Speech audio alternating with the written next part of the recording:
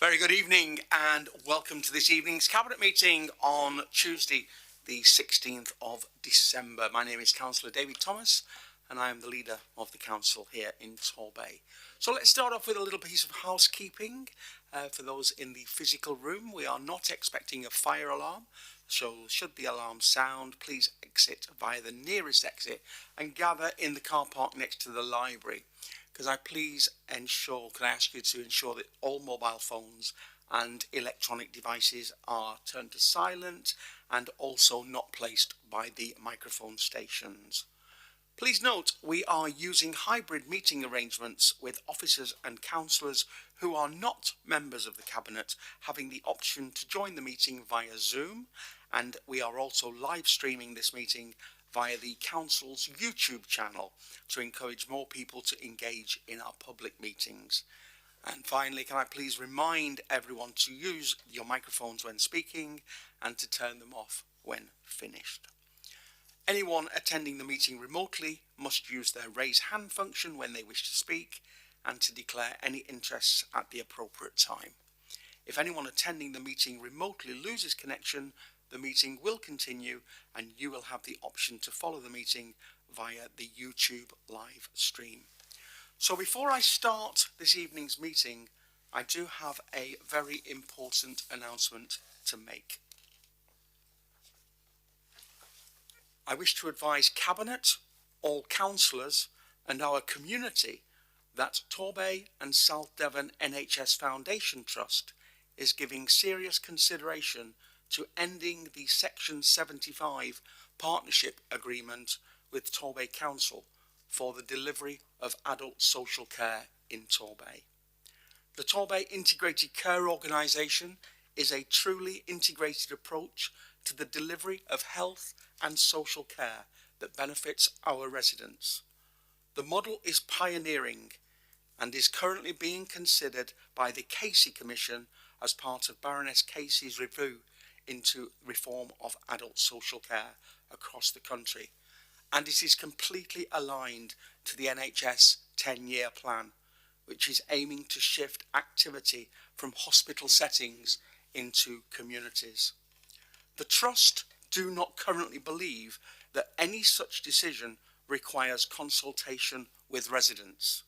However, I believe that such a decision is hugely significant for our communities and that consultation is required and is a substantial change.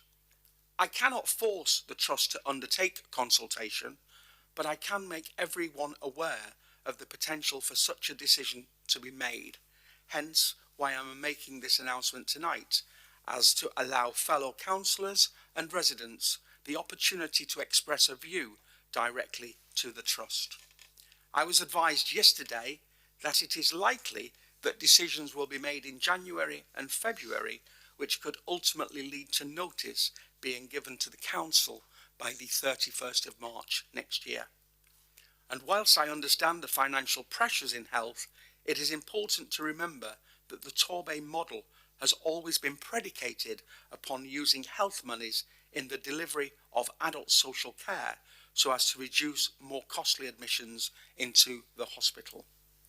As a result of the integration, a number of wards in Torbay Hospital have been closed over the years. It is not a case that the Council is underfunding the delivery of adult social care, as this has been independently verified that the money we pay as a Council into the Integrated Care Organisation is fair. It is system behaviours that result in the need for significant health contributions, but I do genuinely believe that there is work that can be done within the Integrated Care Organisation to bring down the costs whilst maintaining the benefits of integration for our residents. Indeed, transformation plans have been developed but not delivered. I have been in regular dialogue with the chair of the Torbay and South Devon NHS Foundation Trust, Chris Balch, and I know that he supports the integrated approach. However, he requires financial support from within the NHS to allow the arrangements to continue. It is disappointing I have not yet been invited to any board meeting to present the case for the continuation of the arrangements on behalf of the residents of Torbay. I do understand that decisions are to take place with NHS England at regional and national levels, as well as a cross-government meeting between the Ministry of Housing, Communities and Local Government and the Department of Health and Social Care. Finally, all leaders on the Council are completely united in full support of the integrated arrangements continuing, and collectively we call on the Government to support the continuation of the integrated care organisation in Torbay. Thank you. We move straight into the meeting then, and apologies please. We have none, Chair. Thank you. Minutes to confirm as a correct record the minutes of the Cabinet meeting on the 2nd of December. So move from the Chair. Happy to second, Mr. Chairman. Thank you very much. All those in favour, please indicate. Unanimous, Chair. Thank you. Move on to disclosure of interest. If any member has a pecuniary or a non-pecuniary interest, if you could raise that at this point. Thank you. Councillor Bye. Thank you, Chairman. Item 10, the Brixham Vision.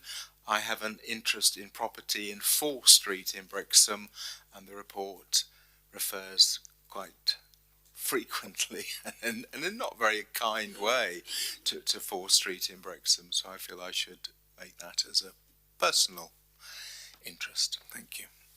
Thank you. Non-pecuniary interest disclosed by Councillor Bye for item 10. And I will remind when we get to that particular point.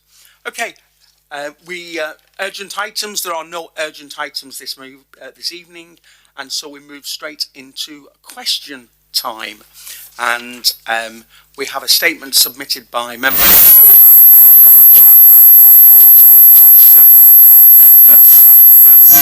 Consider these 2 items at.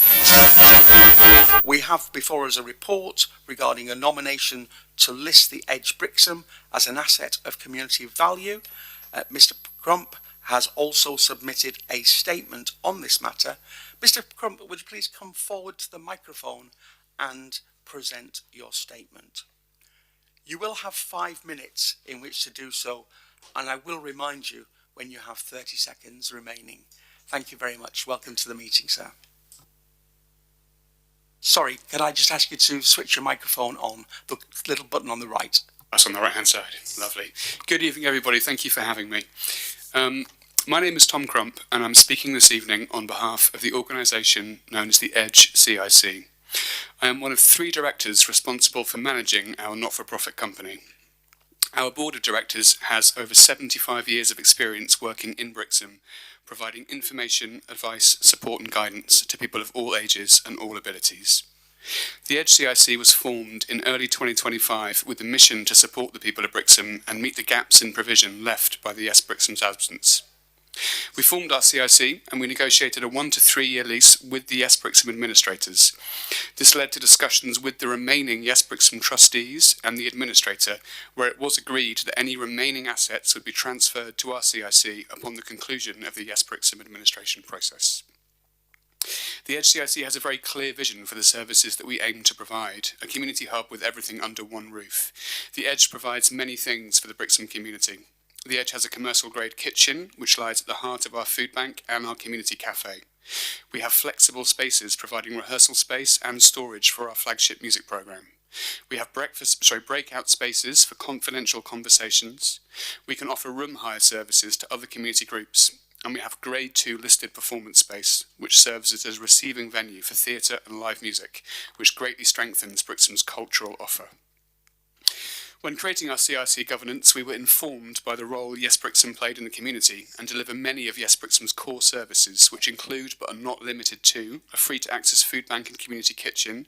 This is unique to Brixham as we are available with no need for referral and with no barrier to entry throughout our opening hours. In addition, we serve daily food on a pay-what-you-feel model, which makes hot, nutritious food available to everybody.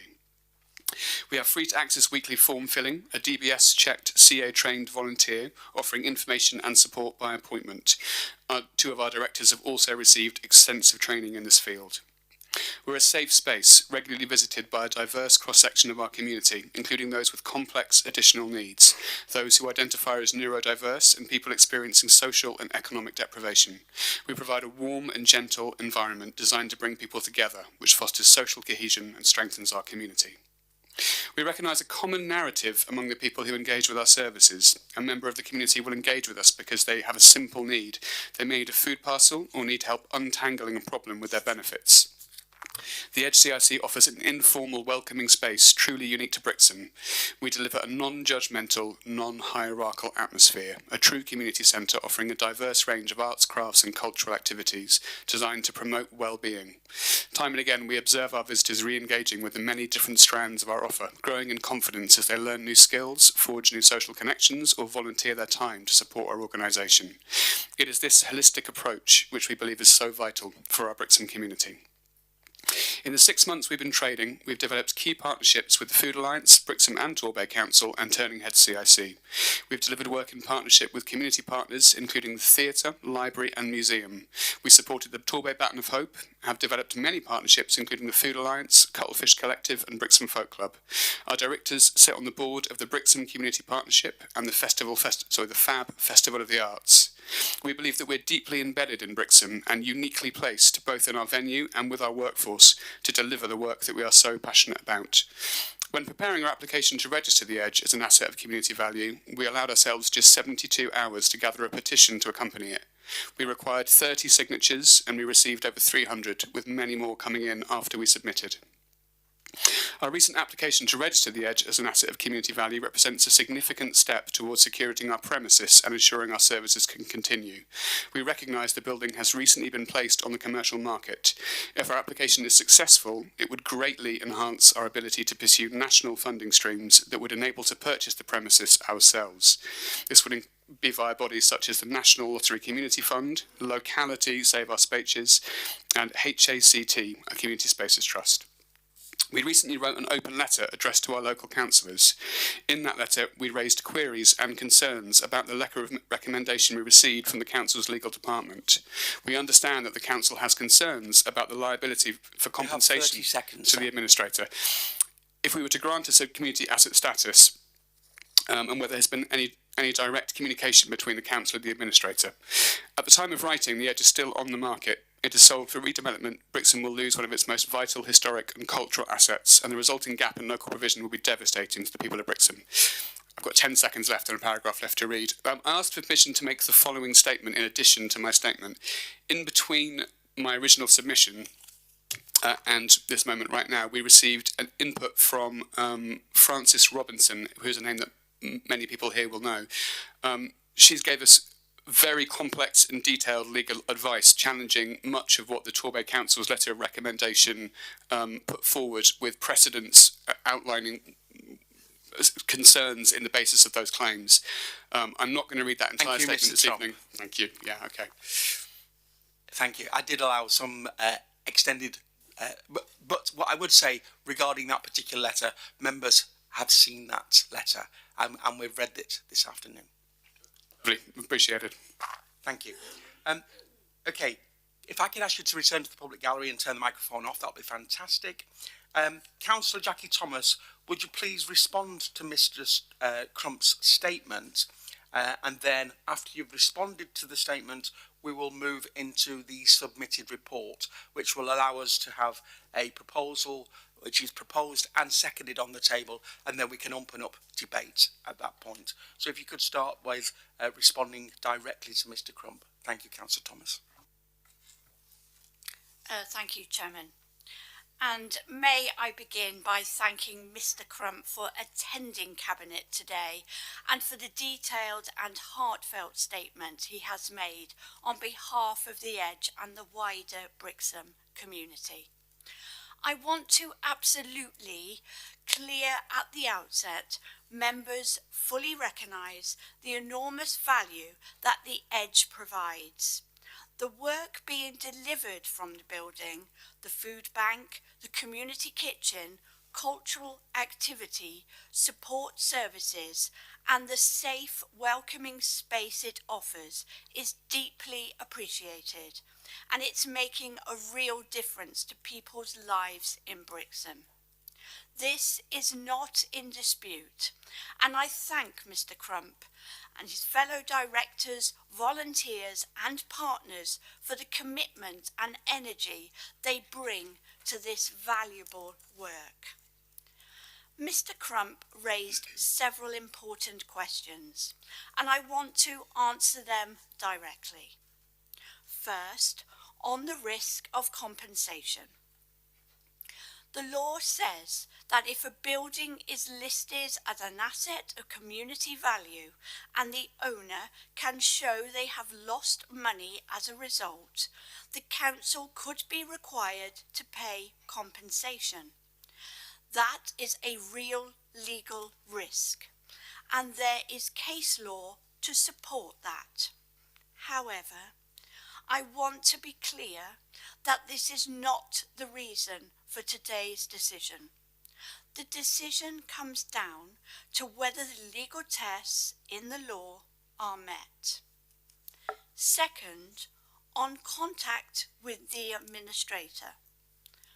Officers have worked with the information available, but the key point is this. Administrators are legally required to get the best price for creditors. Where a property is being sold as part of insolvency, the ACV rules do not apply in the usual way. Even if the building were listed, it would not stop a sale or delay it, and it would not guarantee the building stays in community use. Third, on why the nomination cannot be supported despite strong community use. This is the hardest part. Everyone accepts that the edge benefits the community, but the law requires two things.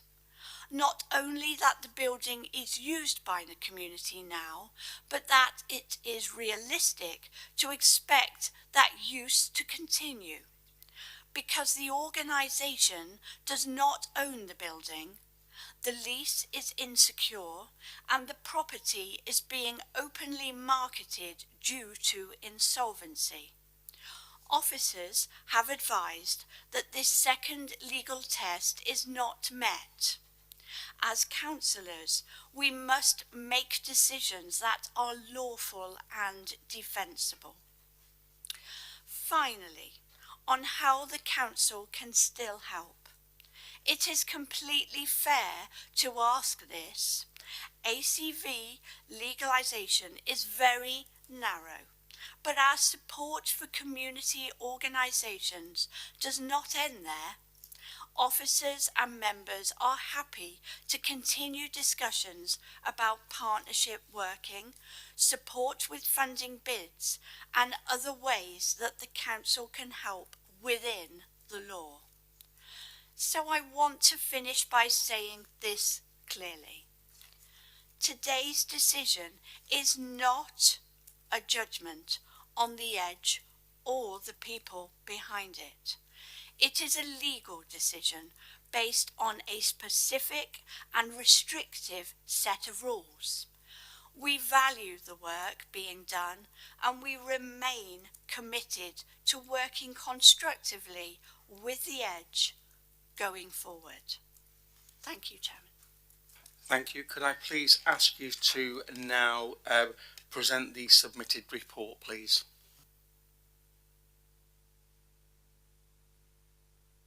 Turn on the microphone. Thank you, Chairman.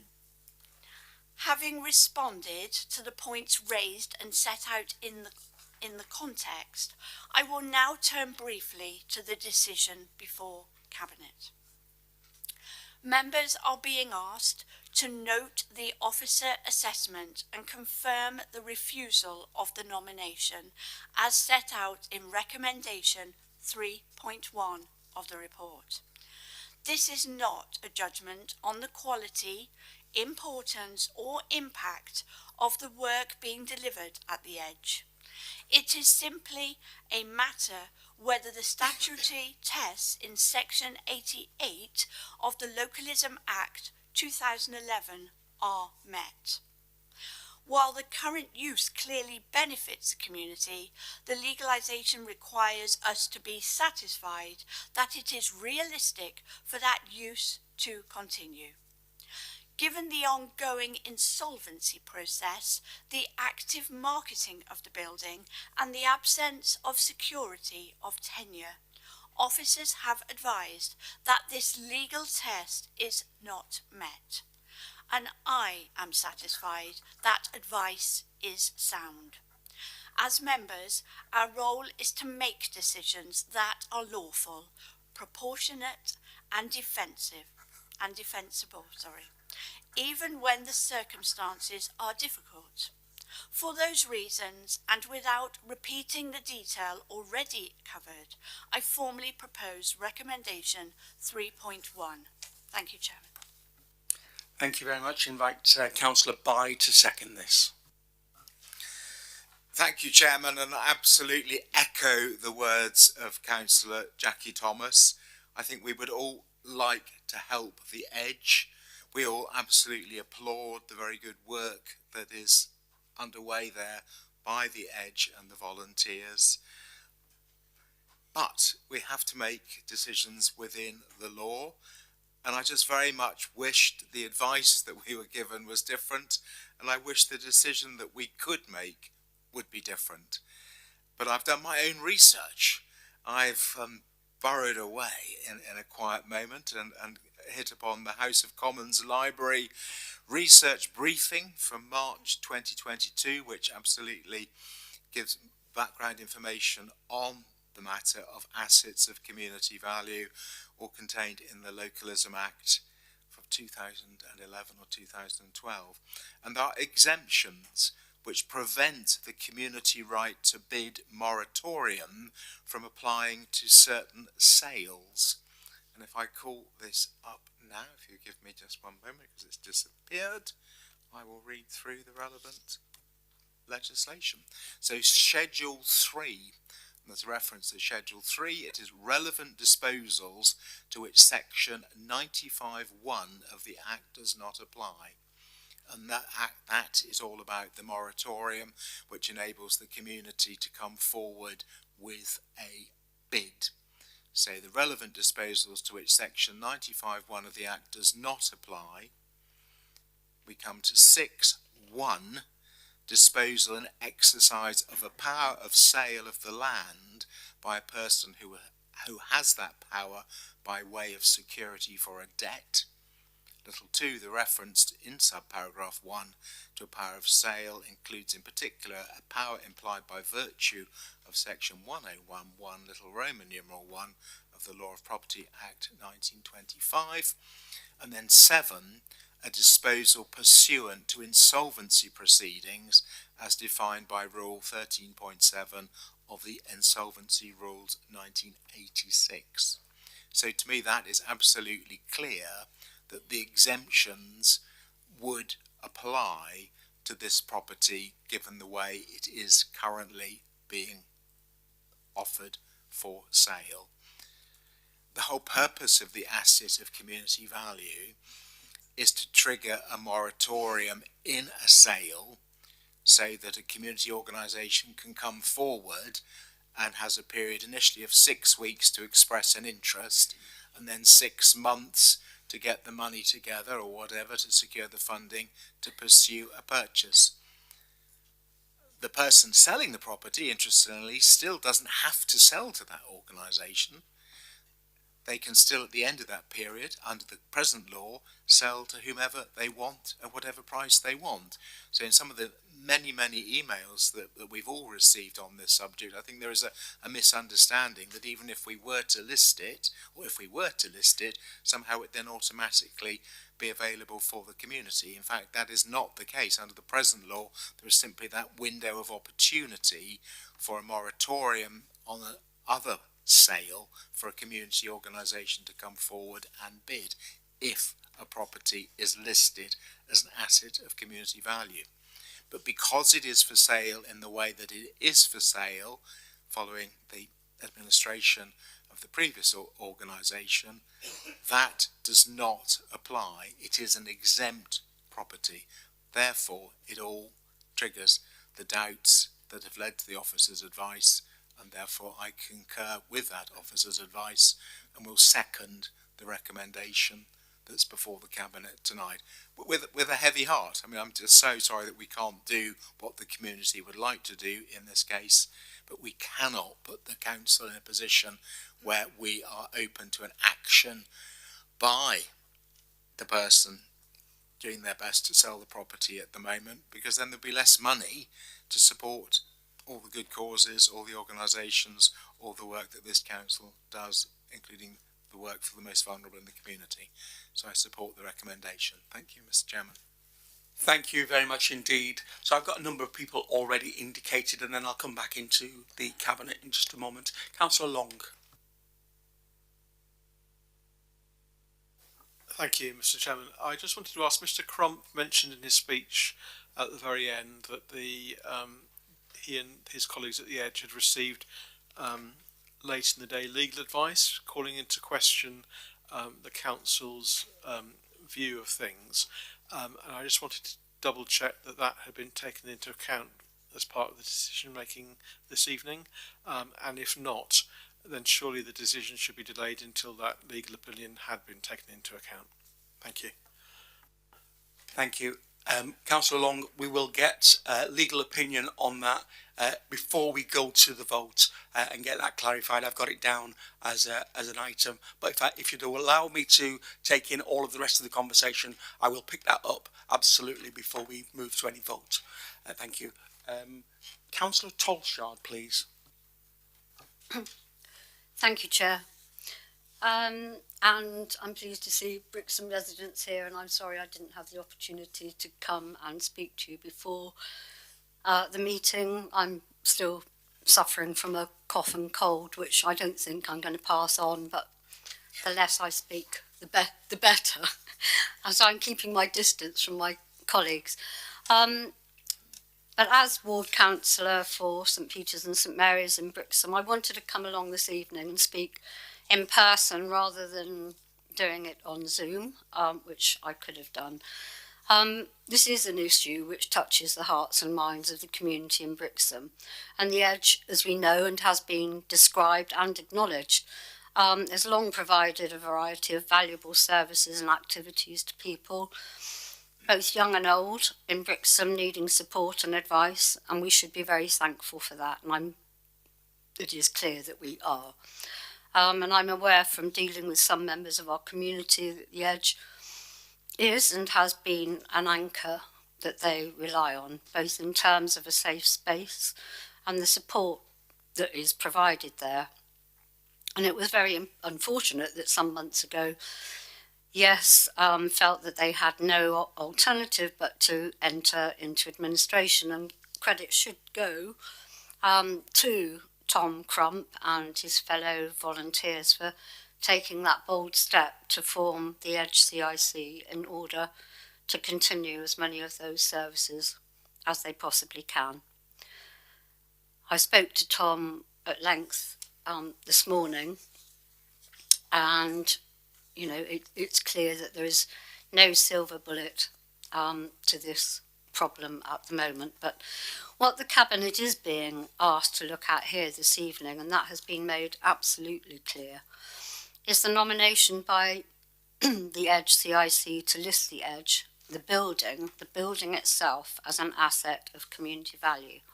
And they clearly feel that this will offer them the very best opportunity to be able to apply for various grants, which may in turn enable them possibly to acquire the building. It does provide a central point within Brixham. It's convenient for everyone to get to, particularly those more vulnerable people in our community who have to either walk to such a facility or take public transport. And I'm aware that they have been looking at other facilities in Brixham, but still feel strongly that the Edge itself offers the best space for the activities they provide. According to the officer report, the Edge does meet the criteria, as has been acknowledged, applying to past community use and current community use, and this has clearly been ongoing for many years and continues to this day. But the difficulty does come when considering whether it is realistic to think that such a use will continue, and unfortunately, because the property is currently involved in insolvency proceedings and is actively being marketed for sale, this cannot, whether we would like it or not, be absolutely guaranteed. And we know that the CIC has entered into a 3-year lease on the building.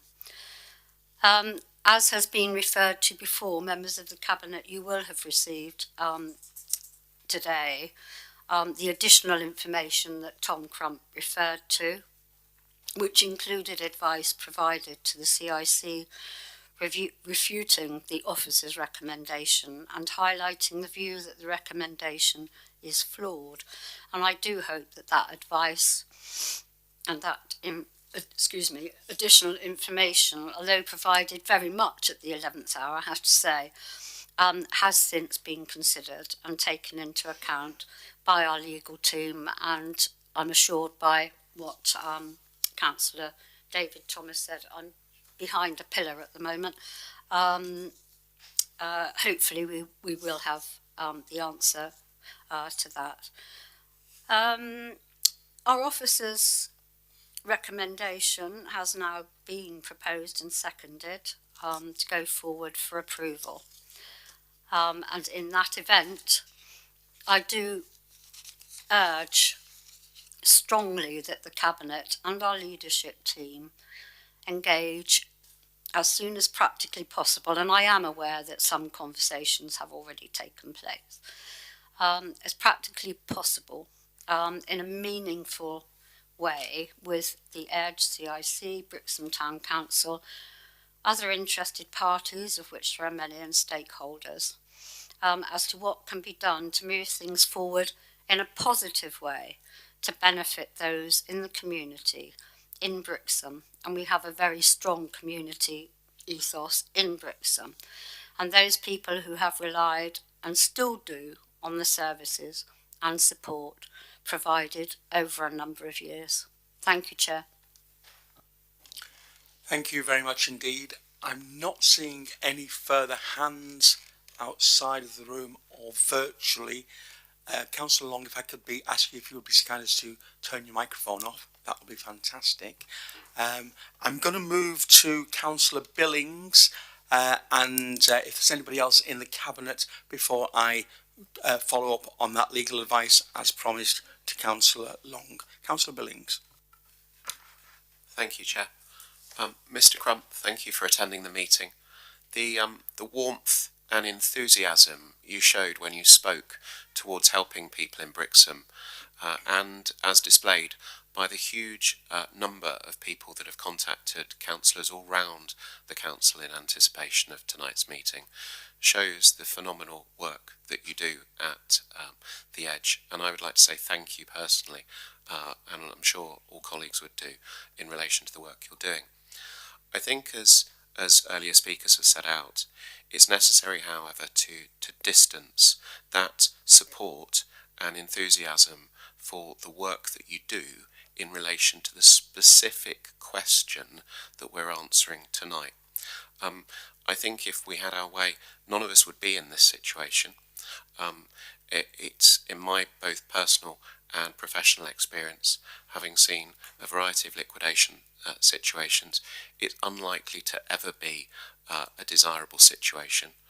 Liquidators, by virtue of the fact they are competent professional people, necessarily charge fees, and we are at risk, in my personal view, from being in a situation where, were a decision of this council to be challenged by other creditors, that we would be in a situation where professional fees could very easily rack up. And I don't think that would be in the Edge, nor the council's, nor the Brixham community's best interests. So I appreciate it's very easy to conflate the two issues that's going on.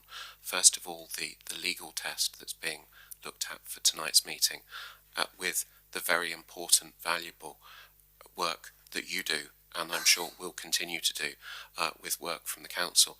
And I just really, from my own side, wanted to ensure there was as much as we can do as a cabinet to ensure the separation between those 2 points, Chair. Thank you. Thank you very much indeed. Any further comments? So as you can see, we're now joined by the table by Amanda Barlow, who's head of our legal.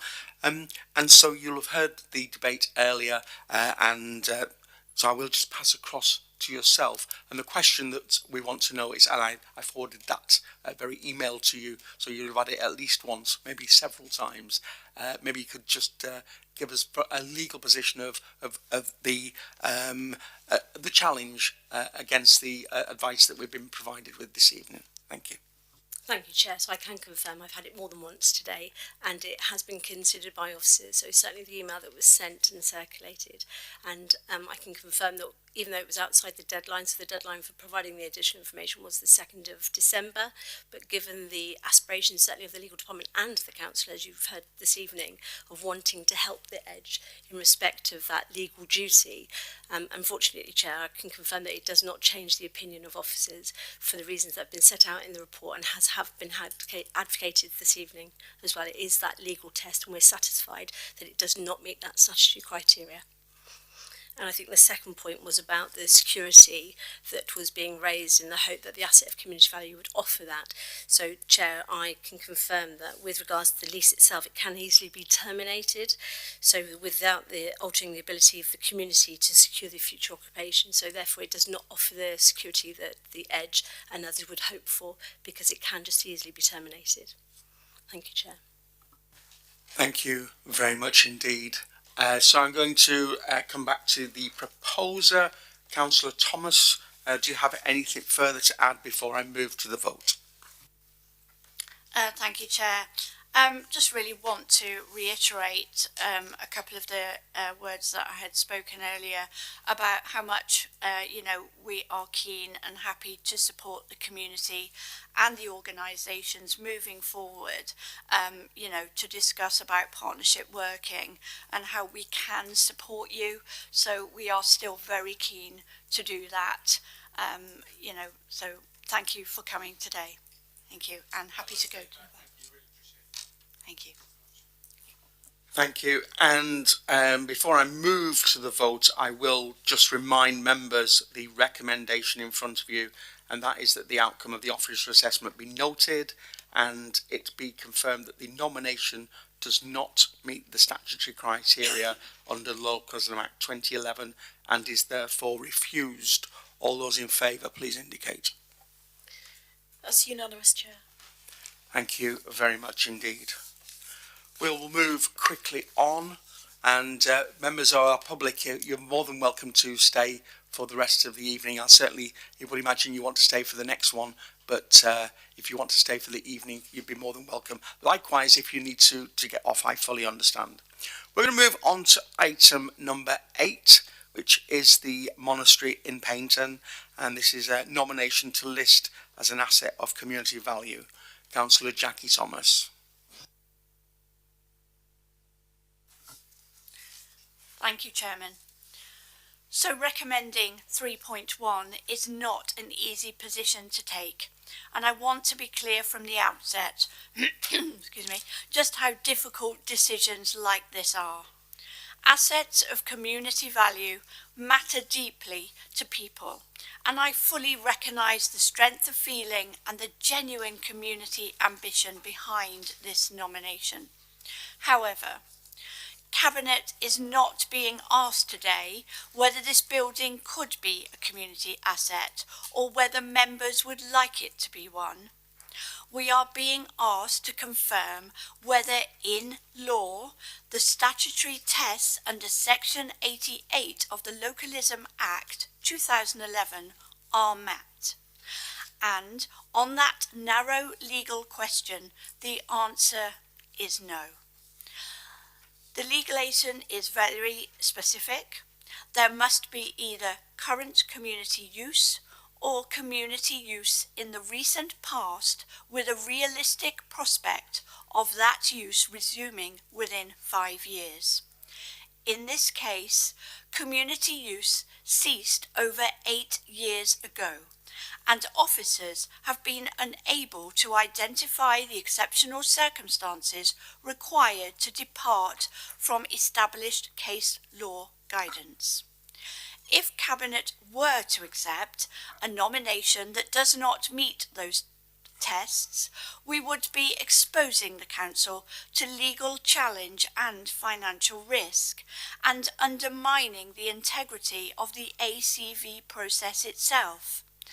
That would not be fair to this nominator, nor to future community groups whose nominations must be judged against the same rules. For these reasons, and with no lack of sympathy for the community aspirations involved, I am recommending the Cabinet confirms the officer assessment at 3.1 and refuses the nomination strictly on legal grounds. Thank you, Chair. Thank you, Councillor Thomas. Councillor Bye. Thank you, Mr. Chairman. I'm very pleased indeed to support the recommendation, to second the recommendation, and may speak later if there's points that I want to respond to. Thank you. Thank you very much indeed. Let's move outside of the Cabinet table at this point. Invite Councillor Long.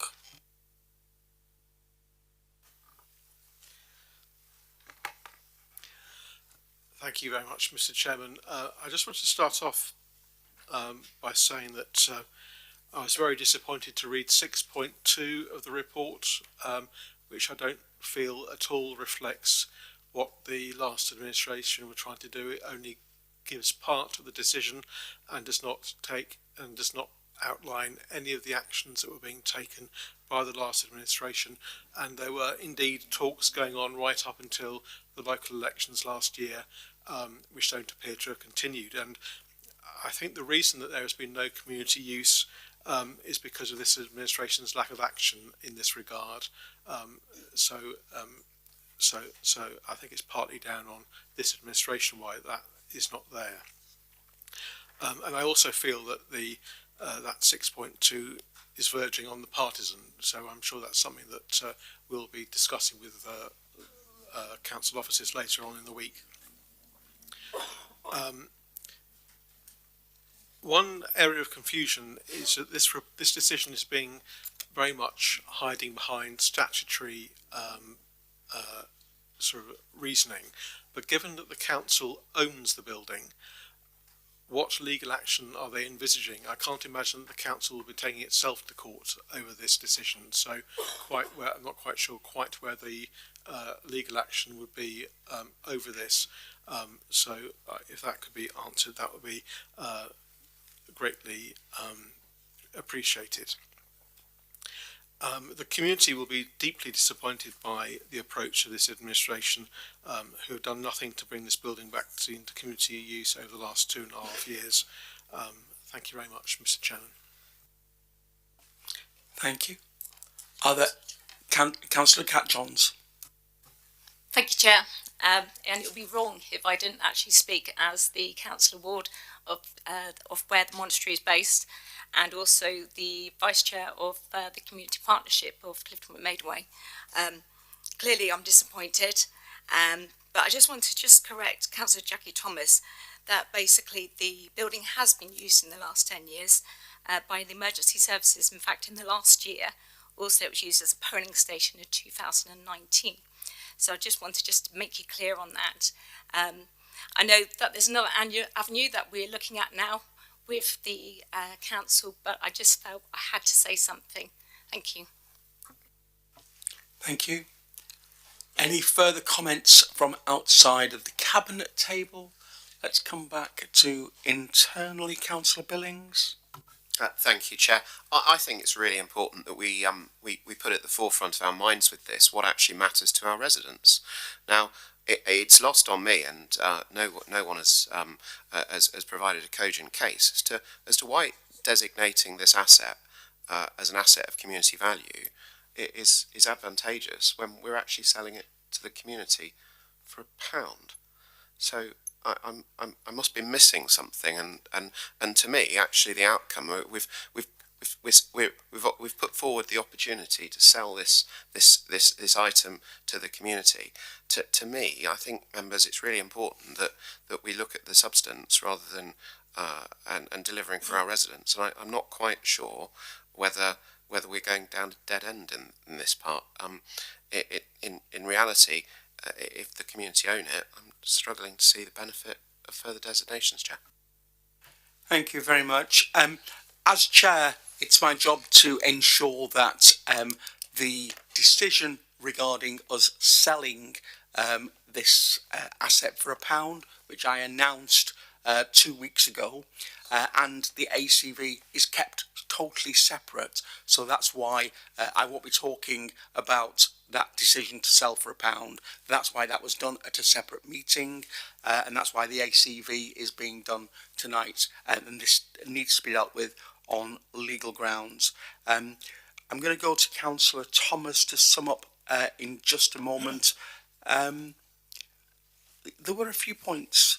Oh, my apologies. Before I do that, Councillor Bye. I've woken up, Mr. Chairman. I mean, all I want to say is, having reflected and listened to the speeches, I'm amazed that we're having this debate on this one. I didn't think this was going to be a controversial item. You've asked that we don't refer to your earlier decision to offer it for sale at £1, so I won't mention it again.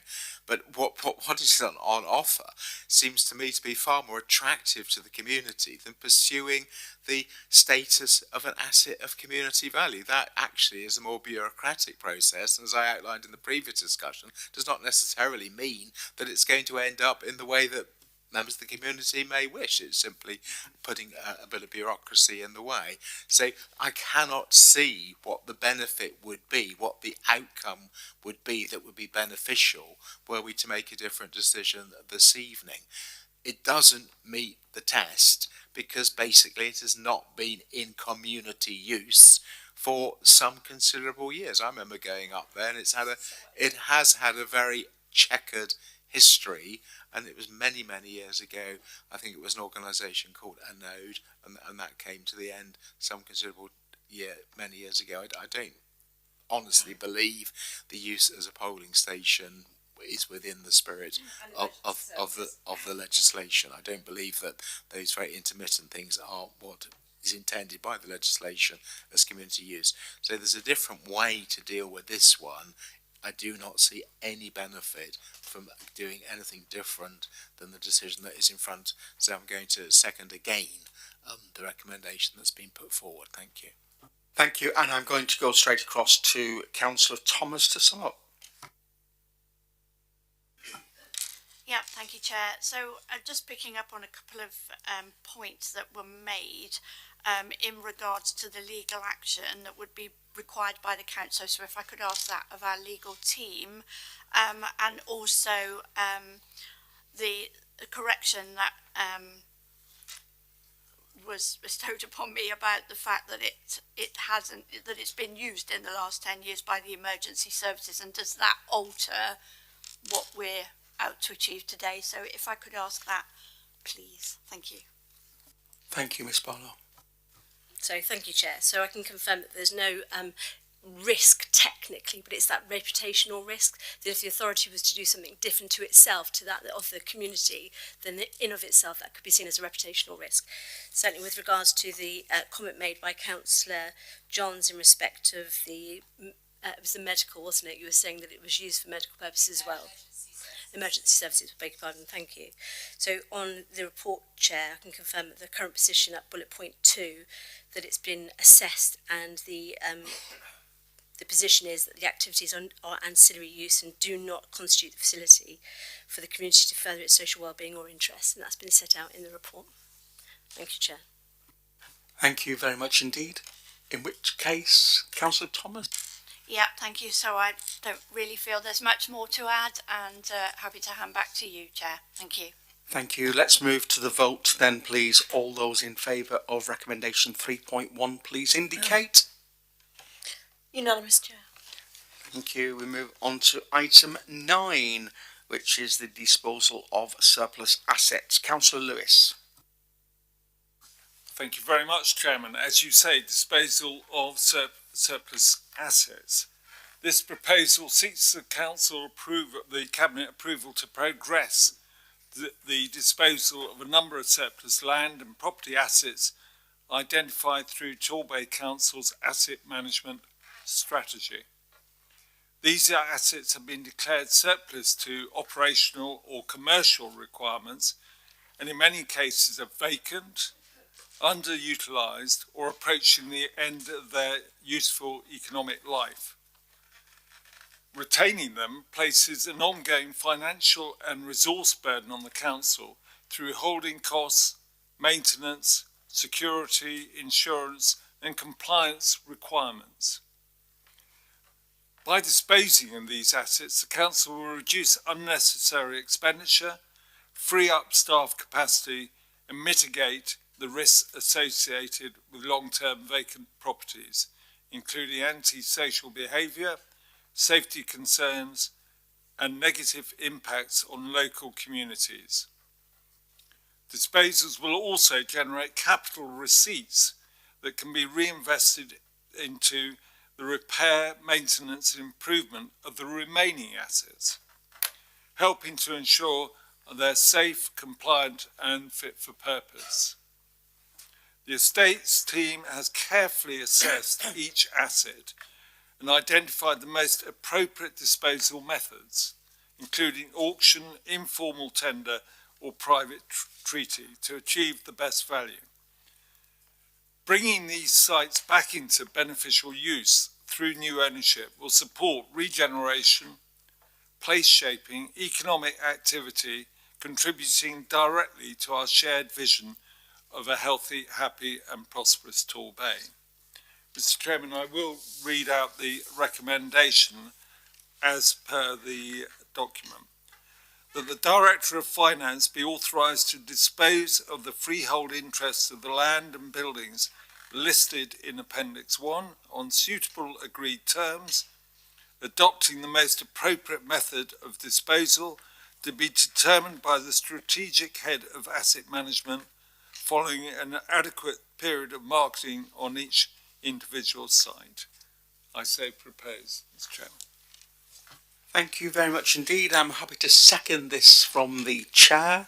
And I think really the only thing I would like to add is basically the method of disposal, which we've included here in the decision, which could either be via auction or via informal tender. Now, the benefits of an informal tender effectively are that if the community wish to come forward and have a scheme that brings forward community value, we can actually include community value instead of a financial benefit. So it does give us that opportunity to provide all the things that Councillor Lewis has stated, but it actually does give us the additional benefits of being able to help out the wider community at the same time. So I'm more than happy to second this from the Chair and open up for debate. Shadow Cabinet Member, Councillor Fox, not online, not with us. Okay, so that's fine. We'll move to Councillor Long then, please. Thank you very much, Mr. Chair. And this has been discussed at the leaders' meeting and cabinet and shadow cabinet. As far as I can tell, no changes have been made as a result of those discussions, which does rather call into question the point of those meetings. I wanted to raise three of the assets in particular. On Watcombe Beach, the Barton with Watcombe and St Mary Church councillors wrote to the council seeking, at the end of August, seeking clarification about funding that had been allocated to the beach for biodiversity, and to outline community concerns about the deterioration of the beach.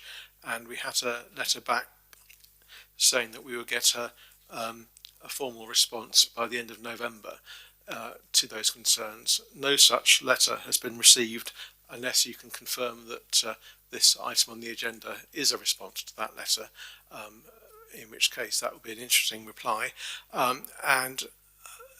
So it does seem as if one section of the council doesn't seem to know what the other is doing, and so you would think that there would be a more coordinated approach to Watcombe Beach. Councillor Law and I have also raised about the former play areas at Salisbury Avenue and Pendennis. These are being proposed for sell-off despite an alleged playing pitch strategy being developed, and the government saying that there may well be funding for playing pitches going forward. It does seem a rather odd thing to do given those two things, and again it does seem to suggest that there is a lot of silo working going on.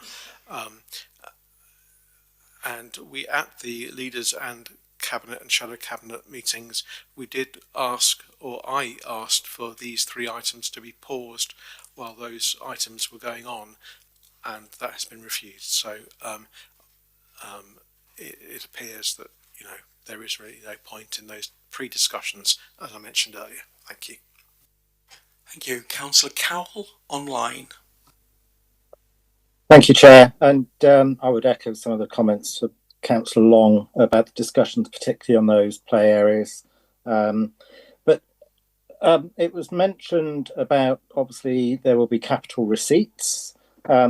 What's the estimate of those capital receipts? Because these are quite small assets, and they, with the exception of the Polsham Centre, then the total expected contribution to the capital pot would be appreciated, and also reference to the cost savings of maintenance of these current sites. What will be the revenue savings on these disposals? Thank you, Chair. Thank you very much indeed. Councillor Darling, George. Thank you, Chair.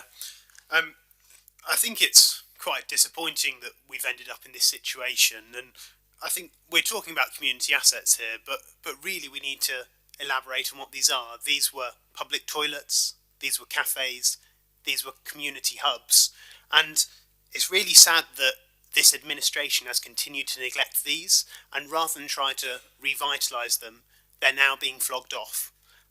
I can speak from my local ward in Reddenhill Road, where the local traders there kept on reaching out to the council just to see a lick of paint put on the Reddenhill Road toilets to tidy it up, and they ended up receiving almost nothing.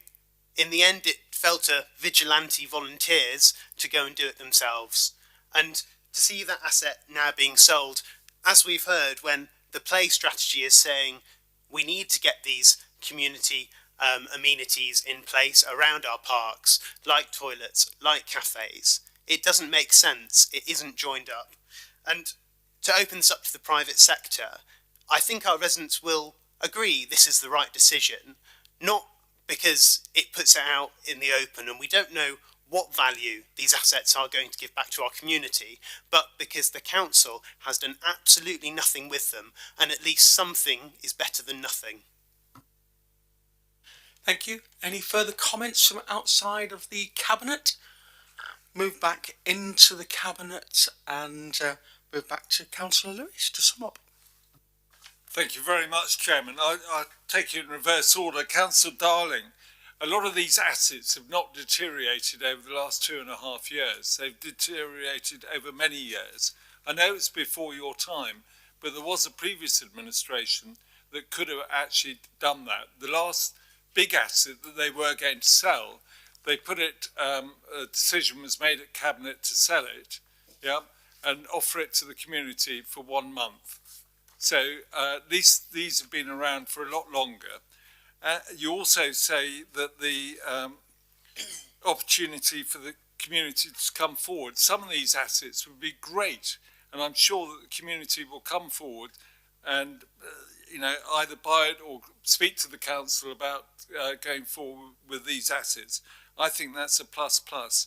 As far as Councillor Cowell is concerned, saying that there are small receipts and probably won't save much money, small receipts actually add up to quite a lot at the end of it when you've done it. We don't know how much it is at the moment, Councillor Cowell, but very often you don't know the value of your own house until you put it up on the market. So once we put it up and the agents come back to us with offers, and as Councillor Thomas said, you know, some of them we may look at if a community wants to come forward, not have the market value, but take into account how much the community could use that asset. Councillor Long, Salisbury Avenue, I think we've got that down for September 27, so it's quite a long time before, so the community could come forward. If we sit back and do nothing, which is what's happened over the past number of years, not only your administration, but the previous administrations before that, and put it into the long grass again, we never get anywhere. As you know, we promised to deliver when we were elected, and that's what we are delivering. We've gone through the sites, we've looked at them, and we reckon this is the best way forward, and it also gives a great opportunity for the community to come forward and put in offers, talk to the council how they can move forward. So I think this is a win-win situation, and the residents of Torbay will be delighted that we're getting money which can go towards other assets that need improving, or indeed save them on council tax, which is, as I say, a win-win situation. Thank you, Chairman. Thank you very much indeed. Going to move straight to the vote then on this one, please. All those in favour, please indicate. Unanimous, Chair. Thank you. Move on to item 10, which is Brixham Town Centre Vision and the Torbay Vision. Councillor Lewis. Thank you very much, Chairman. As you say, the Brixham Town Centre Vision and Torbay Vision both came to Councillor. My apologies. Just once again, Councillor By. Must restate my declaration of a personal interest in this item. Thank you. Noted. Thank you very much. My apologies, Councillor Lewis. Continue. Okay, I've lost my. No, I haven't. The proposals came to overview and scrutiny on the 4th of December. Recommendation from both the Brixham Town Council and the Overview and Scrutiny Board have been taken on board and will be included in the revised recommendations, which I will read out in a minute. This report follows on from the other two visions that have gone through Cabinet, the Torquay vision, the Paignton vision. We now have the Brixham vision and the vision covering all three towns of Torbay. This paper presents a coordinated strategic place vision for Torbay and a detailed town centre vision for Brixham. Developed in response to major regeneration funding secured through programmes including Future High Streets, the Town Deal, Levelling Up Partnership and others. These investments create the opportunity to establish a clear, joined-up vision that links funding and assets to drive regeneration across Torbay and its three towns. Central to the vision is the ambition to attract and unlock further public and private sector investment by clearly articulating Torbay's long-term direction, priorities and development opportunities. The vision provides confidence to investors and partners by demonstrating how key sites and public realm projects will work together to strengthen town centres, support economic growth and maximise the potential of Torbay. By promoting distinct identities for each town within the strong overarching Torbay narrative, the vision helps to sell Torbay as an attractive, investable destination. It positions Torbay as a high-quality place to invest, visit and do business, aiming to increase visitor spend and duration while supporting sustainable, inclusive growth. Cabinet approval is thought to adopt and use the vision documents to guide current and future investment decisions. And I will read out the revised recommendation, which are, number one, that subject to the inclusion of the recommendations of the Overview and Scrutiny Board on the 4th of December 2025, the Brixham Vision document be approved to steer both the delivery of current regeneration sites and the development of future proposals for the sites and areas of public realm identified by the vision as suggested priorities.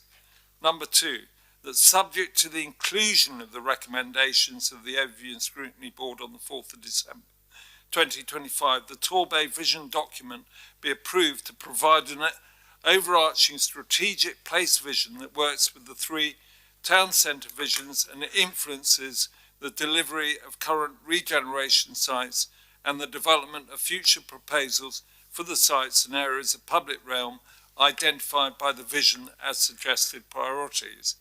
And number three, that the documents are updated as and when is necessary by presenting the revised document and evidence base to Cabinet. I so propose, Mr. Chairman. Thank you very much indeed. Invite Councillor Billings to second this. Thank you, Chairman. After that extremely clear description, there's very little I can add. But I would like to reinforce the important lens to look at these documents is that they are marketing prospectuses designed to attract inward investment from those currently outside of Torbay wanting to invest, to create jobs, to enhance our prosperity. And it is for that audience that these documents have primarily been written. That has been a point that Mr. Carter, to my right, and I have made on numerous occasions when, for example, we've attended Brixham Chamber of Commerce events, and I think it's important that we do all we can as a council to reinforce this point. This is primarily a document written by professionals, for professionals to attract inward investment into our area, and they are very strong on that. We need that to drive our area forward, and therefore I would commend this and second this. Chair. Thank you very much indeed. Let's go outside of the Cabinet to start with. Councillor Long. Thank you very much, Mr. Mayor. And this has been elevated. Cheers. This administration came to power with the strapline that the residents are at the heart of everything that it was going to do. And judging by this evening, it's more like putting money at the heart of everything that this administration does. Councillor Lewis put his finger right on it when he said that these documents were designed to sell Torbay, which is exactly what's happening tonight, selling off bits of Torbay, one asset after another.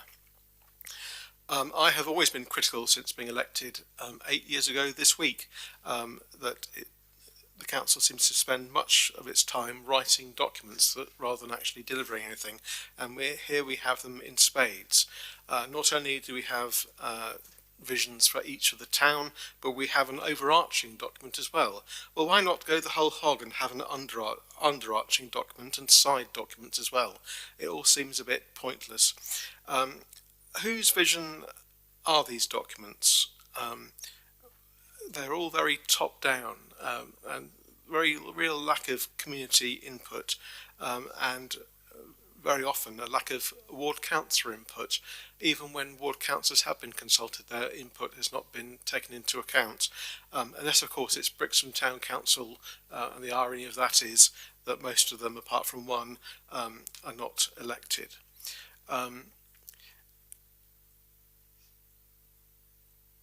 So yes, no, it's all rather pointless. Thank you very much. Thank you, Councillor. Councillor Tolshard. Thank you, Chair. It's good that we've got a second item tonight relating to Brixham, not only Brixham, of course, the wider Torbay. I'm glad that the recommendations of the last Overview and Scrutiny Board have been taken on board. And that was attended by the Mayor of Brixham and another councillor, and they, the Chair of ONS very kindly allowed them to have some input. So I know that they will be grateful that their suggested amendments have been taken into account.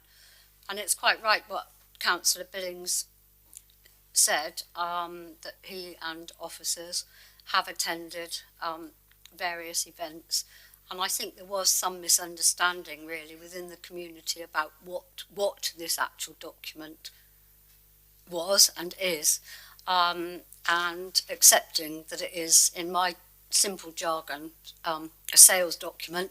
It works very well, and we are all here and elected to deliver, whether it was in all our manifestos or not. That's what we are here to do, and part of that delivery is encouraging investment so that our town centres and wider areas can be regenerated and economic growth can be encouraged.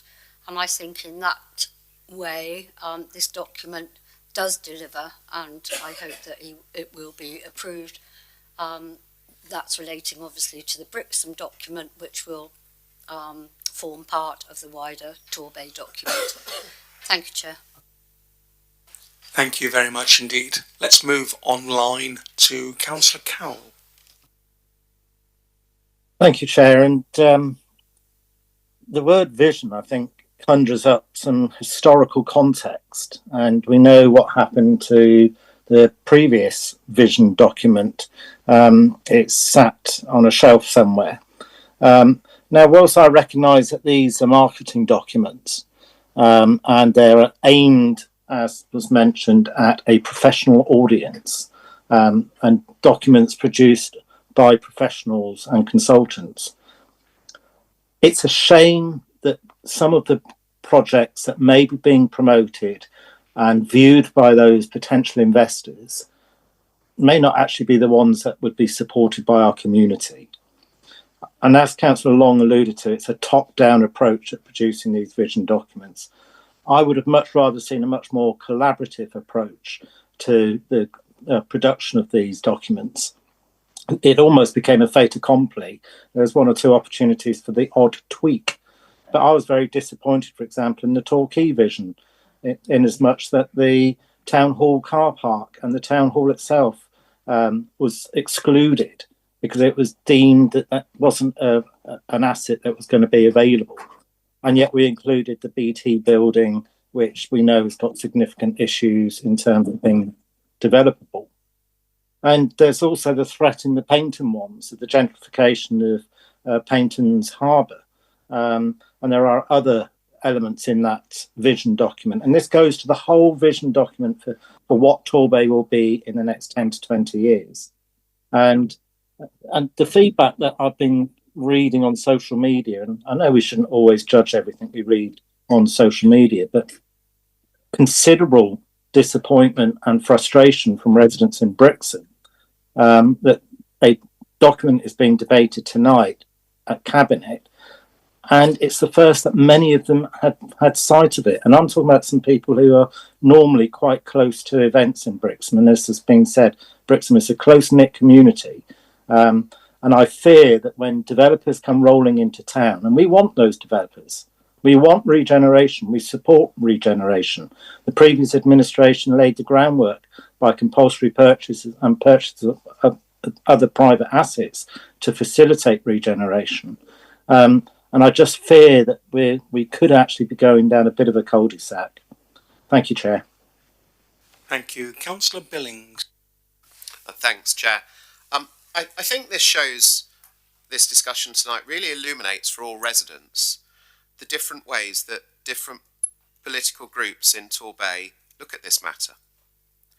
So I'm proud that in the Conservative manifesto we set out to put residents at the heart of everything we do. For me, I believe that means attracting inward investment into Torbay to create better employment opportunities for our residents and to create more money in our local economy. I fundamentally disagree with my colleague Councillor Long that selling Torbay is, to use his phrase, rather pointless. If we're not here to sell Torbay for the purpose of getting inward investment in Torbay, why is it we attend UK REEF, the UK Real Estate Investment Infrastructure Forum, and lots of other meetings where we promote Torbay for inward investment? If we're not here to sell our area to attract investment, why do we go? Now, I run my business. I struggle, as you know, Chair, to balance continuing to run that with my role on your cabinet. I think running my business, selling the products that I offer, the services I offer, it's fundamental to running a business. I haven't left that business approach when I came into public service as a councillor. I think it was fundamental. And I think business people across Torbay, listening to this discussion, thinking that councillors think investing in Torbay and promoting investment opportunity in Torbay is rather pointless. I struggle to see how that they would take us seriously, Chair. So I would highlight, yes, these are professional documents written by professionals for professionals. They pull out of our local plan some of the most marketable opportunities to attract inward investment. And for this reason, I think what we've got here is a very strong case. And I'll leave it there, Chair. Thank you. Thank you. Councillor Bye. Thank you, Chairman. I would say Torbay absolutely did better when we had a vision. So I'm very, very pleased to see these visions being brought for us to consider at Cabinet. First for Torquay, for Paignton, and now tonight for Brixham and the overarching vision. We had those visions in place during my time, and absolutely that did inspire the investment. For example, in the Fish Quay, it has inspired the developers who came and built the Abbey Sands and then went on to do the Torwood Street, and many of those projects that were highlighted are coming to fruition now. We must have a vision. It is our ambition for the future, and it is so important that we encourage investment and regeneration. And frankly, without a vision, you think, well, how are you going to do that? So please, let's support this. In each of the documents that we've considered so far, the flagship projects, the big projects, have all been subject to considerable consultation. There are some new ideas that have come forward, and if they progress, they in turn will be involved with consultation, or they will be subject to consultation, because of course that's an integral part of the planning, an integral part of showing that there's support from the wider community to get public funding. The one project that strikes me worth talking about again, the Geo Play Park in front of the cinema at Paignton on the Paignton Green. I met the funder for that project when we were celebrating its opening. It was after I'd finished as mayor, after I'd been booted out. And it was there, the celebration, the opening day, and I met the funder, and the funder said, we only stayed loyal to this project. It was very controversial, if you remember at the time. There was all sorts of people very unhappy about granting the lease. There were all sorts of people unhappy in the planning. But goodness me, it's been a great success. And it was challenged all the way along. It was challenged by various groups and individuals. He said, we only stayed with this funding and loyal to this project because it was part of a vision. It was not a standalone project. It was not just a children's play park. It was part of something that we thought would improve the regeneration of the town. And goodness me, it has driven the footfall. And it's because it was in that vision document, the funders stayed loyal and it came to fruition. I can say the same with the original fish market, or I'd call it the new fish market. We're now looking to improve that. By having these projects boldly in a vision statement is almost bound to create the interest, generate the interest, and get the support of funders. And that's why I hope everyone can support this and carry it forward and see these things come to fruition. Thank you, Mr. Chairman. Thank you very much indeed. Councillor Lewis. Thank you very much, Mr. Chairman. I don't know where to start, really. I mean, unbelievable. Councillor Long, we're selling off. We haven't engaged with the community. Councillor Cowell thinks instead of doing the things we're doing, we should possibly look at doing the town hall. That'll go down with the community, won't it? So if you look at what we've done, Councillor Long says we're selling off. MDL, yeah, for years, administration after administration couldn't do a deal with MDL to get the pavilion back. We made it as a priority to get the pavilion back into the Torbay Council hands so that we could start the regeneration of the pavilion. Councillor Thomas and I, mainly Councillor Thomas, managed to do the deal. We've now got people in the pavilion working on it. People thought it would never happen. Union Square. Plans going ahead to regenerate Union Square. The Strand. Councillor Long, we're selling off, are we? So the Strand, instead of just putting 14 flats on the old site of Debenhams, we looked at the bigger picture, and we have been buying properties on the Strand so that we can provide that bigger picture and absolutely change Torquay for the better. And then you turn to Paignton. Old way, for years, regeneration. People said we're going to get old way sorted out. They never did. We've got in there, look at the scaffolding all around the building now. You can see that we're out there to deliver. Crossways, when we took over, not viable. It is now viable, it's gone through planning, we have a scheme, and we will start in the new year. The seafront on Paignton, seafront promenade, being delivered as we speak. Victoria Square, I could go on. Brixham, car park. When I first came to live here, people were talking about a car park. Will it happen? It will happen. There will be a multi-storey car park in Brixham, which that people have been crying out for. We are doing the new building at the fish market. Yes, we might be selling off a few items, a few small ones, but the regeneration we are delivering on, more than any administration in the last 25 years. And as I keep saying, that if someone came back to visit Torbay in 5 years' time, maybe a bit longer in some of the projects, they would hardly recognise the place. I reckon, this is the start. And as Councillor By quite rightly said, and I was involved all those years ago on the vision, the mayoral vision. We had that vision then. If only we'd started that 15 years ago, where we had the possibility, we had someone who was going to fund. If only we'd started 15 years ago.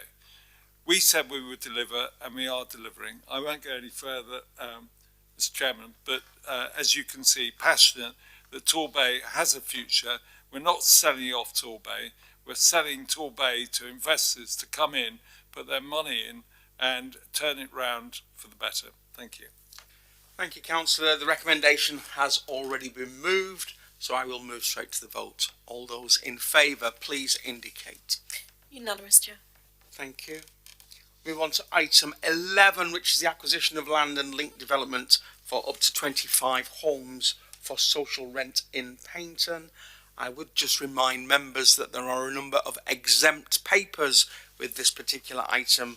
Therefore, if you wish to talk about the exempt papers, we would have to go into part 2. Hopefully that will be the case. Councillor Tyerman. Thank you, Mr. Chairman. After that very passionate speech from Councillor Lewis about the vision, everything that's happening, I feel that this is coming along to talk about a fairly small little cog in the wheel, as it were.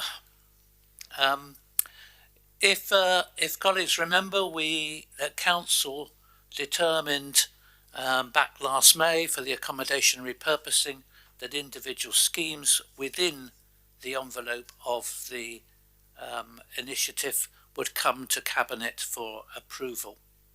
And tonight I'm bringing the next scheme to get that started, and with the intention of delivering a further 25 units of social rented housing, which in the normal run of things is probably going to take 15 to 18 months to deliver. That's the way that things progress. This particular scheme, the suggestion, a proposition was brought to us by a developer who had identified some land that could be used, brownfield site land, to develop what would be 25 units, as I mentioned, of social rented housing. We determined that the best use for this particular one is housing for older people. The scheme is very similar in objective to the scheme that is approaching completion in the coming summer at St Kilda's in Brixham. It's actually quite similar in size. That Brixham scheme's 23 units. This is planned to be 25. The cohort of people is the same.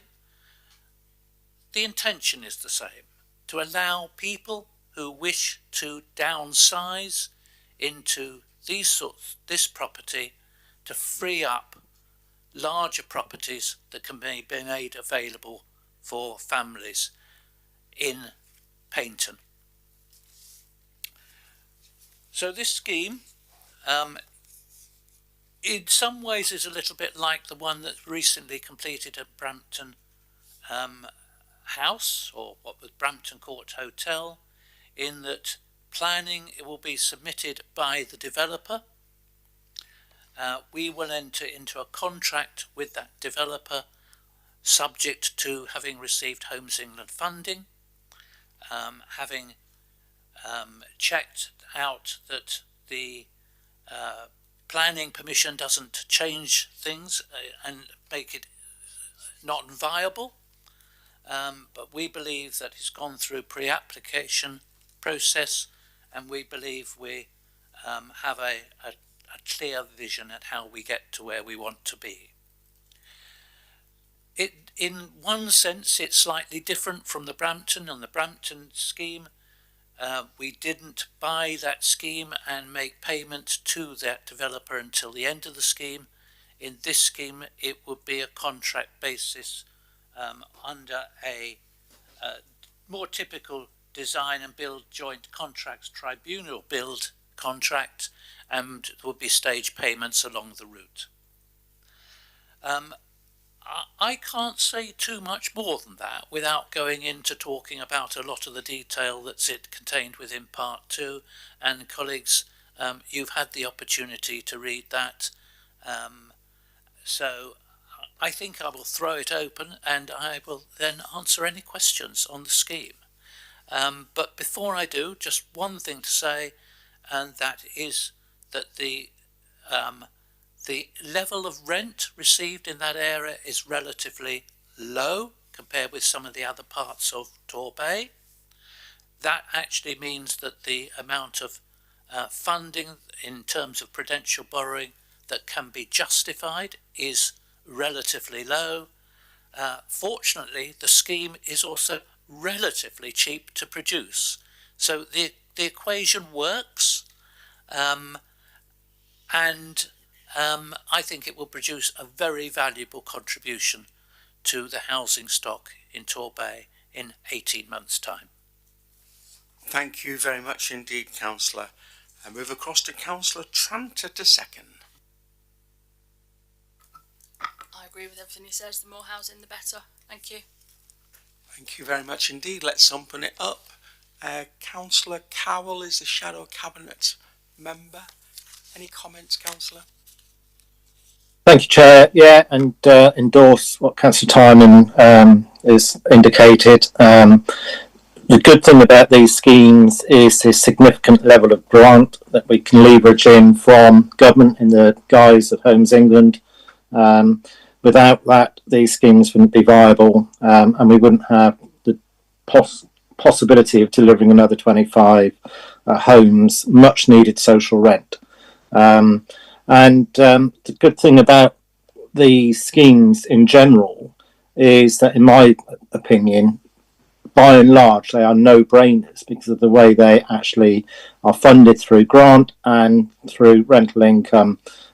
So there is no real burden on the overall prudential borrowing in terms of risk unlike some other schemes that can be commercially risky, I think investing in housing for social rent, as I say, is a no-brainer. So if I was in your cabinet, I would be putting my hand up. Thank you. Thank you very much. Maybe there's an offer there. No, there very isn't. Quickly on, Councillor. Any other comments from around the room before I come back into the cabinet? Lots of hands within the cabinet, so I'll go to Councillor Bye first. Thank you, Mr. Chairman. I just want to say thank you and well done to my colleague, Councillor Alan Tymon, for running with the ball on this portfolio of housing and working so effectively with professional colleagues. I know from my time it takes such an effort, but it also takes a huge amount of time to get these housing projects moving forward. Yet we were elected just 2 and a bit years ago. We have delivered Brampton Court, the first hotel to homes project. I'm not sure whether we're allowed to mention the names, but up towards Babacombe, Quinter Road, the block there. We've acquired another similar smaller block in the centre of Paignton. St Kilda's is well underway and I was delighted to visit that. We've heard that Crossways is going to start next year, and this is 25 more units of social housing in Paignton. So I think that is just a sensational track record for a short period in office, and very well done, and thank you to Councillor Tymon and all those who are working effectively with him. Thank you, Councillor Billing. I would say, Chair, just to finally clarify a point that was made earlier, I'd say the more housing on brownfield sites for social rent, the better. Thank you, Chair. Thank you. Move back to Councillor Tymon to sum up. Well, thank you very much to Councillor Bye for his kind words. I feel quite pleased with the way things have progressed, and Councillor Bye is thanking me, and I certainly want to thank all the officers who've come in and I think helped us make a quite significant step change in the way things are delivered. Colleagues, you're aware that Council set, or Cabinet set initially, and Council endorsed the fact we were trying to go to 75 units a year. The size of these schemes, we need sort of 5 or 6 schemes a year coming forward. So you'll see another one before too long, hopefully, and another one not too long afterwards. That we need to keep the momentum going. You can't sit back on your laurels and wait until one completes before you get going on the next. The recommendation before us is quite lengthy. I hope everyone's read it, and I don't intend to go through and read it all out, but it's in the papers, and I submit for endorsement. Thank you very much indeed. There are indeed 4 recommendations, and I'm happy to take those as printed. Okay, all those in favour, please indicate. Unanimous, Chair. Thank you very much indeed. We move on to item 12, and Torbay Joint Health and Wellbeing Strategy, the launch of public consultation. Councillor Tranter. Thank you, Chair. The Joint Health and Wellbeing Strategy is one of the key documents which health and wellbeing boards are required to produce. There is no specific timescale, but strategies usually run for between 4 to 5 years. Our current strategy runs from 22 to 26. Both Torbay and Devon local authorities are developing a new strategy from 26. There is also a new Devon Health and Care strategy produced by the Integrated Care Board running from 26 to 31. The Joint Health and Wellbeing Strategy should address the needs and inequalities identified in the JSNA, set out some strategic priorities, inform local commissioning, and promote integration between health and care as well as other local authorities, for example, housing, transport, economy and environment. We have developed our new strategy with the Health and Wellbeing Board members over the past 9 months, working in partnership with other Devon local authorities and taking into account the new Devon Health and Care Strategy and the NHS 10-year plan. Our new strategy has a focus on neighbourhood health and wellbeing. We have structured the strategy to be clear and as practical as possible and includes a vision for neighbourhood health and wellbeing, what communities are needed for those developing strategies or commissioning services to respond to the needs highlighted in the 2025 JSNA, our Year 1 priorities for the annual delivery programme, which the Health and Wellbeing Board will sponsor, are healthy spaces for children and young people, healthy work for working age adults, healthy ageing for older adults. Specific action areas for each of these priority programmes are listed in the strategy. Impact will be measured in two ways: an annual review of overall progress against public health outcomes via the GSNA and the Public Health Outcomes Framework, in-year reporting of progress against the one-year priorities by individual programme leads. Cabinet is asked to approve the draft strategy for a 6-week public consultation from January to February 2026. The post-consultation strategy will be considered by the Health and Wellbeing Board in March and submitted to full council for sign-off in May 26. Thank you, Chair. That was a mouthful, thank you. Thank you very much indeed, Councillor. I'm happy to second that from the Chair with no further comments. Open it up for any debate. I probably expect it to be quiet at this point. Councillor Long? Mr. Chair, you would normally have gone to Councillor Douglas Dunbar as the Shadow Cabinet, but she's had to leave. She's not feeling very well. So, but she did message me to say that the one thing she was going to raise was, in view of the announcement that he made at the start of the meeting, what impact will that have on this rather aspirational document? Was her question. Thank you. Certainly we certainly need to continue to have a health and well-being strategy. This is the launch of the consultation, so if it's an issue, that will certainly come out in the consultation report as it moves forward.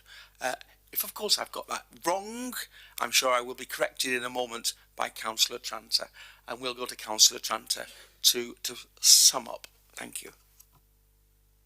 Thank you, Chair. I believe at the moment it's we carry on laughing and keep things as normal as possible. Thank you. Thank you very much indeed, and we shall then move to the vote. All those in favour, please indicate. Unanimous, Chair. Thank you very much indeed. We'll stay with Councillor Tranter with the inclusion and I almost said that right. The Inclusion Annual Report. Thank you, Chair. This paper sets out the progress we've made in embedding inclusion across our services and within our organisation during the past year. This statement reflects our ongoing commitment to ensuring that Torbay is a fair and inclusive place for everyone. I'd like to draw your attention to a couple of examples of the positive work that we've done over the last year. We've launched a new all-staff inclusive council e-learning module which explores the importance of inclusion within the workplace. Set up an inclusion partnership which provides a forum for traditionally seldom heard groups to help shape the council's approach to service design and policy development. Developed inclusion procurement guidance to support colleagues to embed inclusion within the procurement process. Excuse me. Developed specific inclusion workshops within the managers framework to equip managers with the skills to cultivate an inclusive culture within their team and deliver accessible services, and continued to improve the quality of our equality impact assessment so we fully consider the potential impacts of our decisions on different communities. We are strongly committed to continuous improvement in our inclusion work, and while we have made progress this year, we are aware that further work is required. To help us do this, alongside the annual equality statement, colleagues will see a refreshed equality, diversity and inclusion plan. To be clear, this refresh introduces minor amendments only. The plan's core priorities and principles remain fundamentally unchanged. Our focus continues to be on delivering our equality objectives, tackling inequality and meeting our statutory duties. We've included the 26-27 action plan to align future reporting cycles with the public sector equality duty annual reporting requirements. This alignment will make our reporting more consistent, transparent and easy to track year on year. The annual equality statement and refreshed action plan reaffirm our dedication to inclusion. They demonstrate that we are continuing to strive to create a culture where everyone in Torbay can thrive. I recommend that Cabinet endorse the annual equality statement and action plan. Thank you. Thank you, and I invite Councillor Tyerman to second. Very happy to second the proposal in front of us.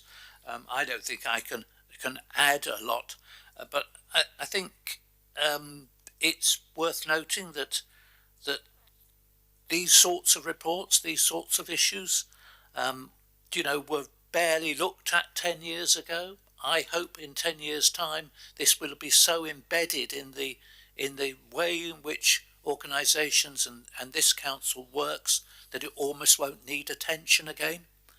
So I think the real sense of success in this is when actually we don't even need to think about it.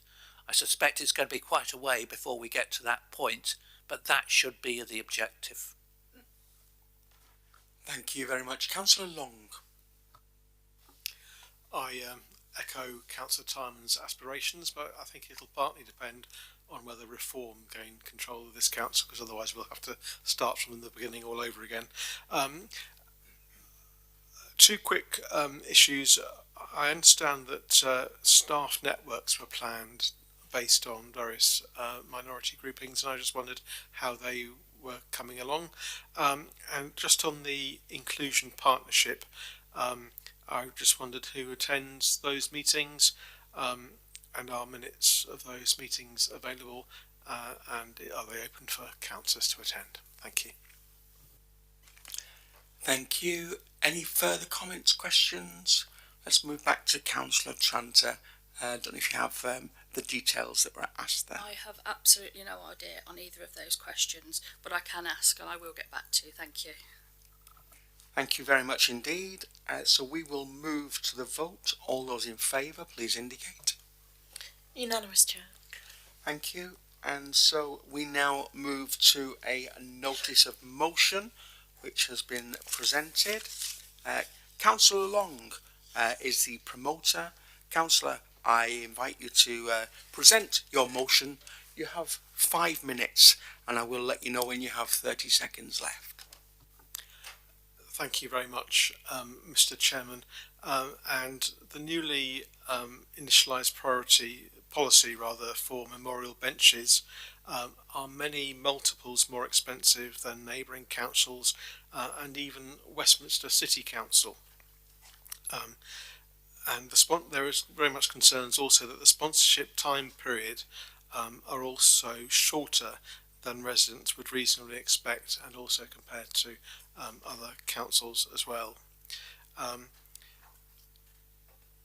the community has contacted me advising that schemes to repair benches appear extremely expensive under the scheme, particularly compared to research that has been done by the community. And there is a real concern that the council, with the current policy that has been introduced, has been exploiting residents' grief for sort of financial gain. I also wanted to address that how this change came about. On the one hand, we're told that it's an officer decision, but no doubt the cabinet member will say that he emailed opposition group leaders way back when it was being brought in, the result of which was to make both group leaders think that the process was going to go through the normal democratic process as a result of that email, and that of course didn't happen. I was very pleased to see the extremely belated response to the motion, which seemed to be a very begrudging acceptance that a review would happen, and so I welcome that. The one thing I would, and I very much hope that members and the community will be involved in that review, also just say on a particularly administrative matter that if the opposition group had brought in an amendment that was tabled as late as the response to the motion was tabled, then there would be complaints from the administration about how late it was. So I just share that. It would have been nicer to have had the response a bit earlier in the day. And I know that my colleague, Councillor Darling, brackets G, would like to say something as well. Thank you. Thank you very much indeed, and I, of course, invite your supporter, Councillor Darling G. Sir, you also have 5 minutes, and I'll advise you when you have 30 seconds left. Thank you, Chair. I'm pleased that Councillor Billings has now engaged with this, but to be perfectly clear, the policy as it stands at the moment is morally indefensible, and we should bring it back to the families being impacted by this policy. I spoke with a resident in Babbacombe and her family who lost their daughter when their daughter was 20 years old. She lost her daughter when she was 20 years old. They put a bench in place working with the council. That cost about £600.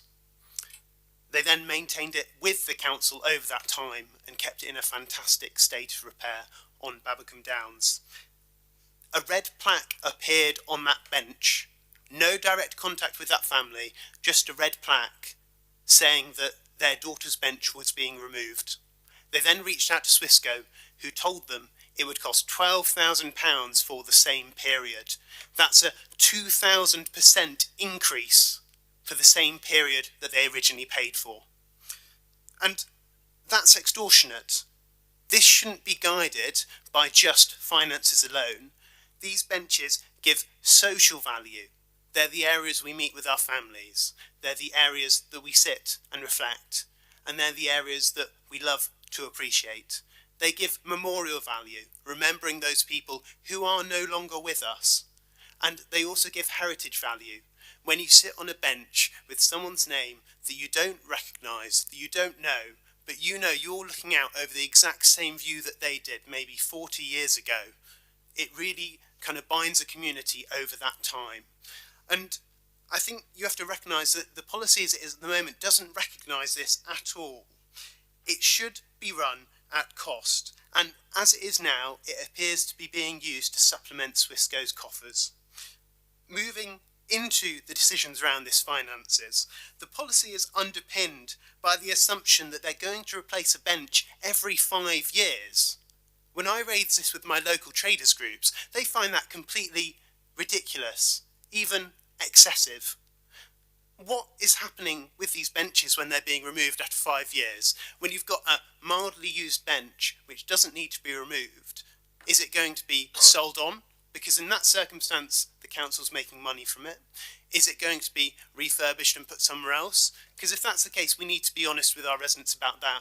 Or is it going to be thrown away, which is wasteful? And when I asked Swissco why they were focusing on Babbacombe Downs, which has benches in a very good state of maintenance, they said clearly it was because there was a high demand for that area. This isn't being done to renew our bench population. It's being done to create a monopoly on these benches and make money on this. There's also the disparity between Torquay and Brixham, and specifically I'll focus on Babbacombe and Brixham. Why is a memorial bench in Brixham worth £4,000 less than a memorial bench in Babbacombe? Is the resident that it's remembering worth £4,000 less?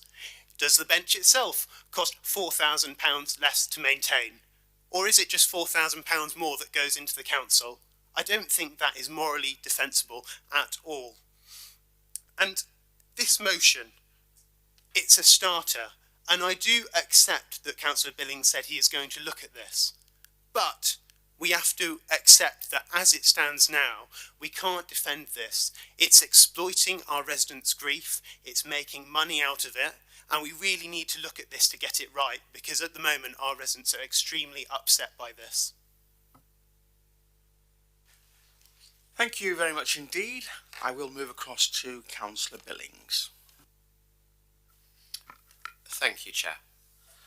I think it helpful in matters of public importance to look at them objectively, and starting from looking at this from the perspective of objectively, I've been really pleased and proud to bring forward a memorial bench policy.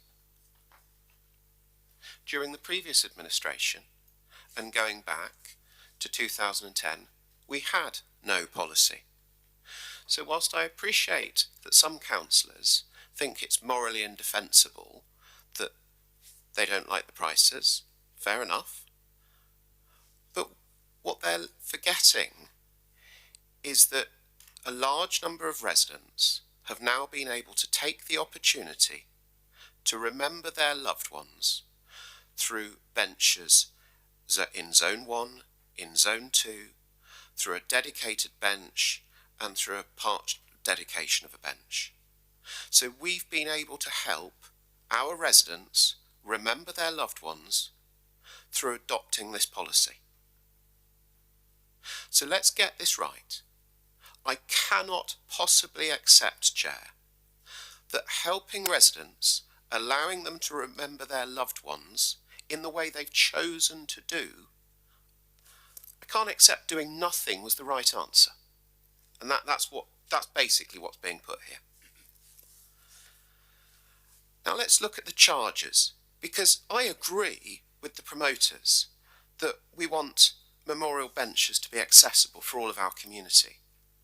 That's why I've been proud to have the starting price for a memorial plaque at £550 now to be cheaper than the cheapest option in 2010, 15 years ago. Point of order, Chair. Continue, Councillor Billings. So to be clear, Councillor Darling, the starting price for a shared option is £550. Now, in 2010, the cheapest option for a new bench was £650. Now, we can take those facts and come back at a later date, and we can clarify them at full council. If you think those are the wrong facts, then I'd be delighted to hear what you think the position is. Now, if we account for inflation, inflation over the last 15 years was 149.7%. So timesing that first figure by inflation, it's clearly cheaper than it was back in 2010. Now, the point that's being put, Chair, is that the policy's not as good as it could be. Well, the policy was a start. It's been in place for 12 months, as I've put out and stated. Many families have had the opportunity to benefit from it. But bearing in mind we came from a policy vacuum, it does seem appropriate to review and see whether any further improvements are possible. But there are some challenges. So first of all, we've got the location of Torbay. It's being suggested that we should standardise and have a fixed fee all across. But some benches are more expensive than others because we've got areas such as conservation areas. You'll appreciate conservation areas, very common in your ward, Councillor Darling. And the benches that are, in the officer's view, appropriate for conservation areas are different from the benches that we might want to put in other residential areas away from the prime seafront. So we need to recognise that there are different benches with different price points that are appropriate for different locations. The next challenge is that because many of our bench locations are in prime seafront locations, they by definition are subject to greater levels of usage and also weather than other benches that, for example, the promoters have chosen to highlight. And one of the ones that's been put to us for consideration was indeed in an inland cemetery. And I put it to you that that's simply not comparable to a bench on the Torquay seafront in terms of levels of footfall, antisocial behaviour or weather exposure. So some of the comparables you've submitted just don't bear relation. Point of personal explanation, Chair. Sorry to add another.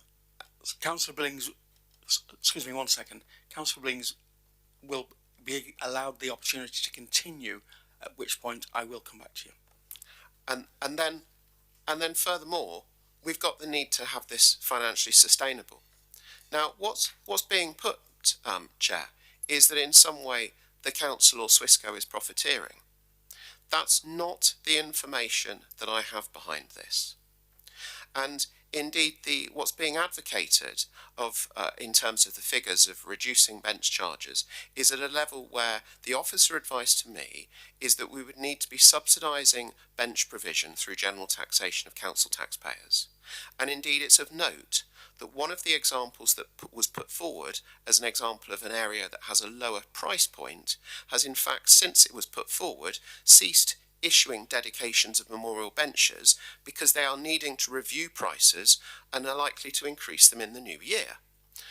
And just on that note, another example that's been put forward for consideration is Westminster. Now, if I was in the promoter's shoes, of course I would mention Westminster. Westminster is probably the most incomparable local authority you could imagine.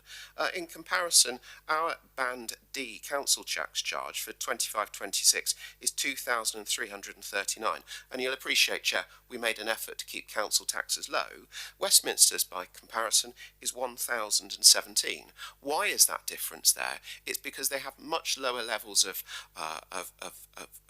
adult social care and children's social care needs, and equally a huge take from the business rates in and around Westminster. So Chair, we have 4 examples put forward, one in a cemetery, one by an authority that's currently withdrawn bench issuance, and one from about the most incomparable local authority you could put forward. None of that takes away from the fact, I think it's sensible to ensure, as we've brought in place a new policy, that we take time to review it. We've got the feedback from how it's been used over the last 12 months. And that's why I'm quite happy to confirm, as I put in the proposal for Cabinet, that we'll be reviewing this and taking on board the outcomes of that review. And just for completeness, Chair, I should also turn to the point that was made by Councillor Long. He put to me he was confused in relation to an email I sent him on the 4th of October 2024 in an effort to get cross-party consensus.